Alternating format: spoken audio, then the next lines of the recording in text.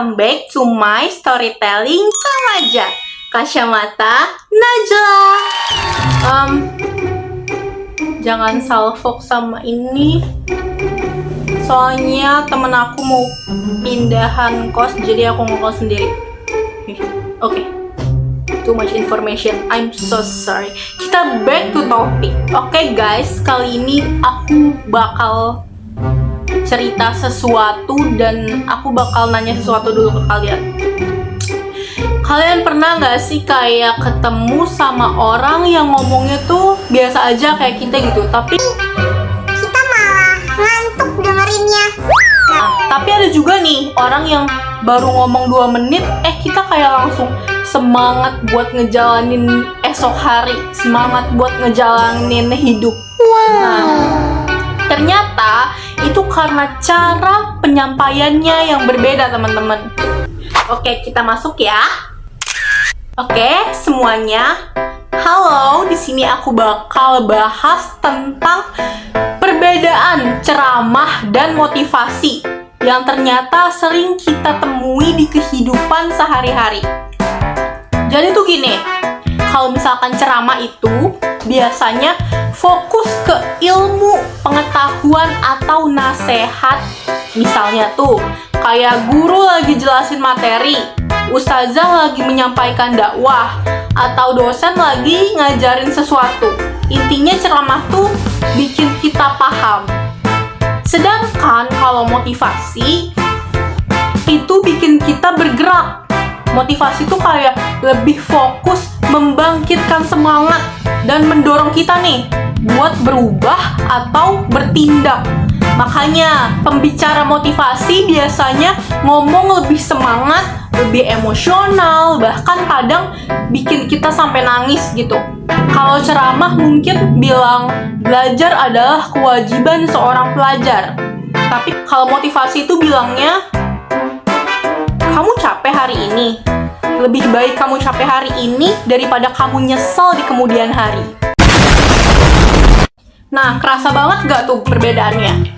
Walaupun berbeda nih ya, sebenarnya ceramah dan motivasi ini tuh punya banyak persamaan juga. Keduanya itu kayak termasuk ke dalam public speaking, sama-sama disampaikan di depan umum, sama-sama punya tujuan mempengaruhi audiens. Nah, bedanya tuh cuma di cara dan fokus penyampaiannya aja. Tapi ada satu hal penting yang sering dilupakan, yaitu adalah pesan. Karena sebagus apapun cara kita ngomong, kalau pesan yang nggak jelas, orang juga bakal bingung.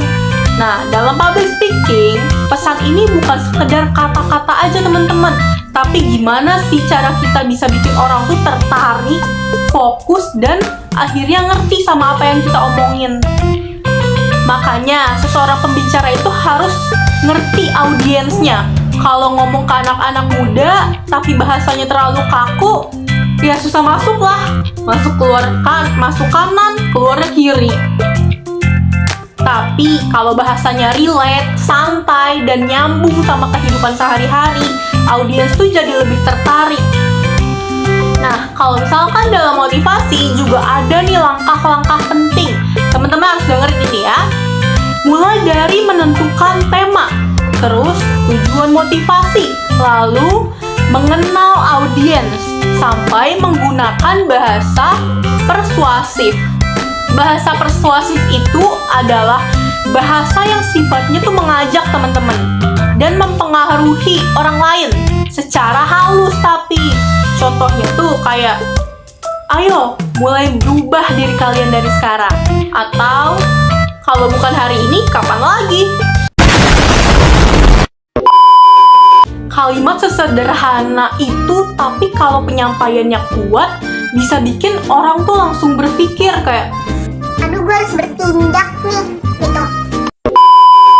Dan ternyata nih ya, komunikasi persuasif itu penting banget di kehidupan sehari-hari.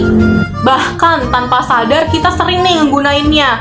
Kayak ngajak temen nugas, ngajak hidup sehat. Kalau aku ngajak olahraga bareng, bahkan kayak minta izin ke orang tua juga kadang itu pakai teknik persuasif, teman-teman. Jadi kesimpulannya, ceramah itu bikin orang mengerti. Kalau misalkan motivasi itu bikin orang tergerak, bikin orang bertindak. Kalau keduanya digabungin dengan cara public speaking yang bagus, hasilnya tuh bisa luar biasa banget. Karena satu ucapan yang tepat itu bisa ngubah cara pikir bahkan hidup seseorang.